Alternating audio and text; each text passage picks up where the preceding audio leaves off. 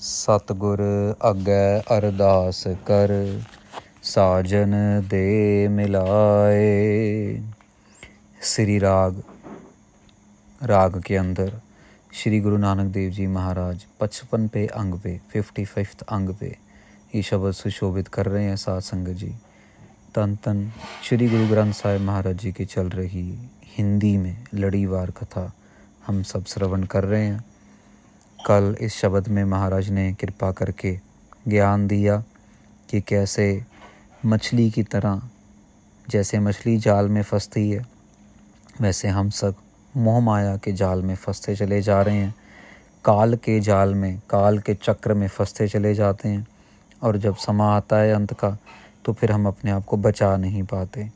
तो आओ दूसरे भाग में आज महाराज क्या ज्ञान दे रहे हैं समझने की कोशिश करते हैं। सतगुर अगै अरदास कर, साजन दे मिलाए। महाराज कहते हैं कि सतगुरु श्री गुरु ग्रंथ साहिब महाराज जी के चरणों में, श्री गुरु नानक देव जी महाराज के चरणों में अगर अरदास करें तो वो हमें हमारे साजन से, हमें हमारे मित्र से, कौन मित्र, परमेश्वर अकाल पुरख वाहिगुरु जी से मिलवा देंगे। शब्द गुरु के ज़रिए, नाम के जाप से हमें मिलवा देंगे। साजन मिले सुख पाया, जमदूत मुए बिख खाए। महाराज कहते हैं जब साजन मिलेगा तो सुख मिलेगा, जब सुख मिलेगा तो फिर जो है जमदूत जो हैं वो हमें कुछ कह नहीं पाएंगे। अगर साजन नहीं मिलेगा, परमेश्वर अकाल पुरख वाहिगुरु नहीं मिलेगा, जो फिर हमें जो जमदूत का जो कह लो कि दुख है वो झेलना पड़ेगा। नावे अंदर हाउ वसा, नाओ वसै मन आए। महाराज कहते हैं नाम के अंदर मैं बसूं, मतलब कि मेरा जो आत्मा है, मेरा जो मन है, मेरा जो तन है वो नाम के अंदर ही खुब जाए। वाहिगुरु वाहिगुरु वाहिगुरु वाहिगुरु, चारों तरफ वाहिगुरु वाहिगुरु की धुनी चलती रहे। नाव वसै मन आए, नाम ही मेरे मन में बस जाए। देखो दोनों चीज़ें हैं।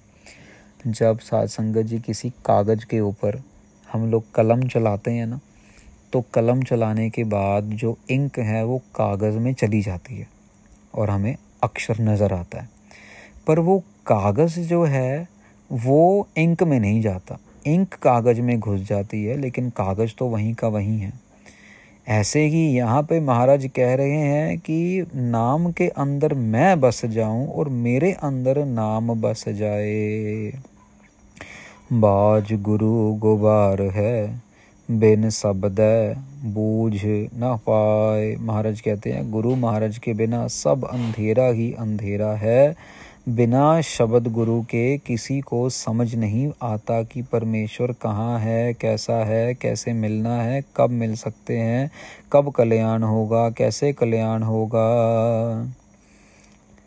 गुरमति परगास होए, सच रहे लिव लाए। महाराज कहते हैं गुरमत की वजह से प्रकाश होता है। गुरु की मत धारण करके वाणी का जाप करते करते प्रकाश होता है। सच रहे लिव लाए, सच्चे के अंदर, नाम के अंदर हमारी लिव लगी रहे। यही अरदास है, यही ज्ञान दे रहे हैं, यही हम सबका टारगेट होना चाहिए। तिथै काल न संचुरै, ज्योति ज्योत समाए। फिर अगर हम गुरमत के प्रकाश के अंदर नाम जपेंगे, साथ संगत जी नाम जपने के और भी बहुत तरीके हैं। कोई किसी से ले लेगा, कोई किसी से ले लेगा। माफ़ करना, दुनिया में ऐसे ऐसे लोग हैं कि अपने अंडर गारमेंट्स का पानी पिला के, गंदा पानी पिला के भी लोगों को अपने मगर लगा के रखा हुआ है। ऐसे ऐसे लोग हैं। आप सोचो कि मतलब किस हद तक लोगों को अपने वश में करने के लिए बाहर दुनिया में अंधविश्वास फैला हुआ है। यहाँ गुरु महाराज कह रहे हैं गुरमत के प्रकाश के ज़रिए अगर हम अपनी सच्ची लिव नाम के साथ लगाएंगे ना, तो काल के चक्कर में कभी भी नहीं फंसेंगे, काल हमें कभी भी तंग नहीं करेगा। तिथै काल न संचरय, काल फिर हमारे आसपास नहीं आएगा। ज्योति ज्योत समाए, फिर क्या होगा, फिर आत्मा परम आत्मा में समा जाएगी। फर्क है दोनों में।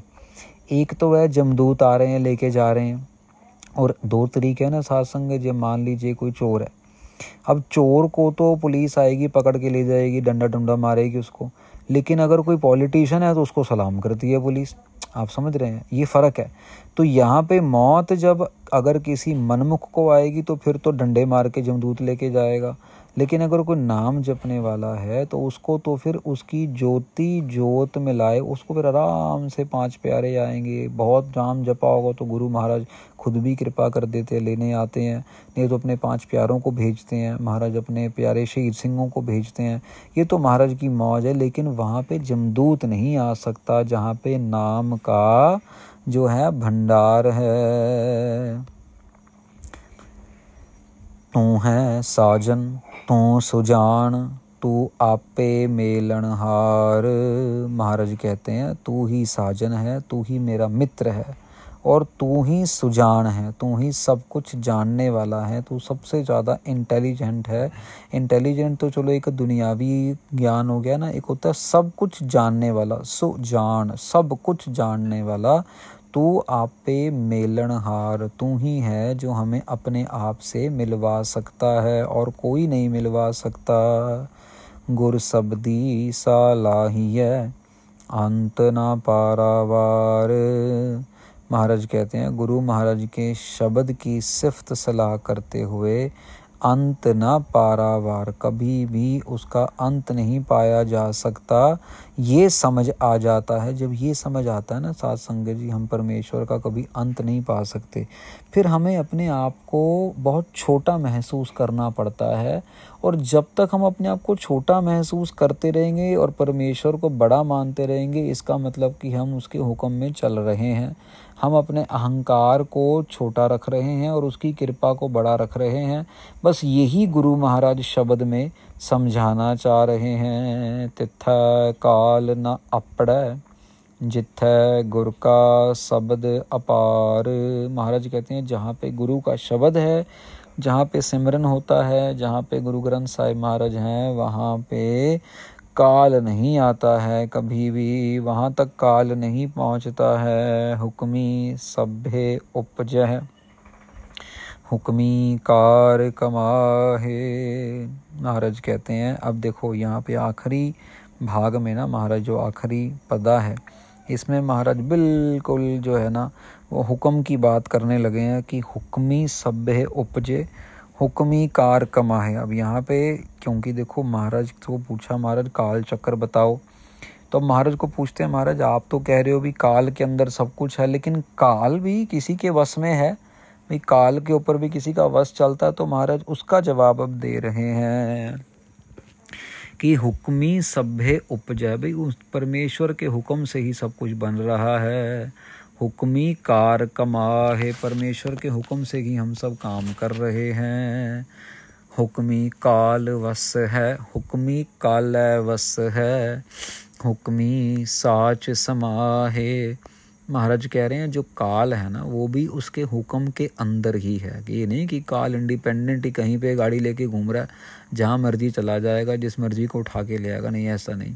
हुक्मी साच समाहे, उसके हुक्म के अंदर ही हमारा उसके साथ मेल होगा। देखो महाराज ने ओपन किया चैप्टर काल का, और यहाँ पे लाते लाते ये नहीं समझे कि हम काल की ही जो है बड़ाई कर रहे हैं। जो वडियाई है वो अकाल पुरख वाहिगुरु के अंदर ही आके समा जाती है। नानक जो तिस भावै सो थीयै, इना जनता वस किश नाहे। महाराज कहते हैं जो भी उसके हुक्म में है वही हो रहा है। ये जीव जंतुओं के हाथ में कुछ भी नहीं है, इनके हिसाब से, इनकी मत से, इनकी शक्ति से कुछ नहीं। सब कुछ जो हो रहा है वो परमेश्वर के हुक्म से हो रहा है।